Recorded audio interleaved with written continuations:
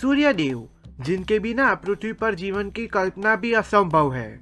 वेदों में उन्हें आदित्य कहा गया, पुराणों में वे देवताओं के रक्षक बने और ज्योतिषी में वही आत्मा के कारण माने गए। लेकिन सूर्यदेव सिर्फ आकाश का एक गोला नहीं, वे एक देवता है, एक वंश के पिता है और धर्म के संस्थापक है। पुराणों के अनुसार सूर्यदेव ऋषि कश्यप और माता अदिति के पुत्र है। अदिति देवताओं की माता है। उन्होंने असुरों से पराजित देवताओं की रक्षा के लिए सूर्यदेव की तपस्या की थी। तपस्या से प्रसन्न होकर सूर्यदेव ने कहा, मैं अपने अंश से तुम्हारे गर्भ में जन्म लूंगा।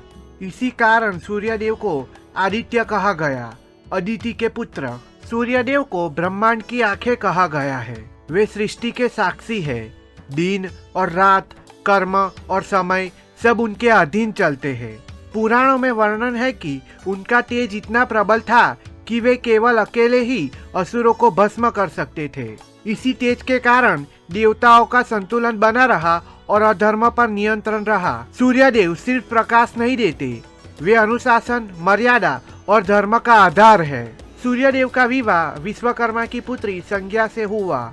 उनसे उत्पन्न हुए वैवस्वत मनु, जो वर्तमान में मनवंतर के मनु है, और फिर यमराज, जो धर्मराज और मृत्यु के देवता बने, और फिर यमुना, जो आगे चलकर पवित्र नदी बनी। सूर्यदेव की दूसरी पत्नी का नाम था छाया देवी, जिनसे उन्हें हुए शनिदेव। सूर्यदेव की सबसे प्राचीन और दैनिक उपासना है प्रातः काल सूर्य को जल अर्पित करना।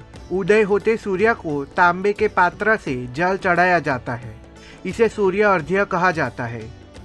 यह परंपरा वेदों से चली आ रही है और आज भी करोड़ों हिंदू इसे प्रतिदिन करते हैं। ओम गृणी सूर्याय नमः, ओम ह्रीम सूर्याय नमः। ये सूर्यदेव के प्रमुख मंत्र है। इस मंत्र के जाप से आत्मबल बढ़ता है। नेत्र दोष, मान सम्मान और जीवन में स्पष्टता के लिए ये मंत्रों का जाप किया जाता है। सूर्य उपासना का सबसे प्रचंड स्तोत्र है आदित्य हृदय स्तोत्र। रावण जैसे अजय शत्रु के सामने युद्ध से पहले ऋषि अगस्त्य ने यह स्तोत्र श्री राम को दिया था। इसके पाठ से अवरोध टूटते हैं, भाग्य सक्रिय होता है और असंभव कार्य भी सिद्ध होने लगता है। तो मुझे उम्मीद है कि आपको यह वीडियो पसंद आया होगा। अगर आपको यह वीडियो पसंद आया हो तो इसे लाइक कीजिए, शेयर कीजिए और मेरे चैनल को सब्सक्राइब कीजिए। और आप ऐसे ही फैक्ट्स एंड दूसरी स्टोरीज मेरे चैनल पर पा सकते हैं। जय श्री राम।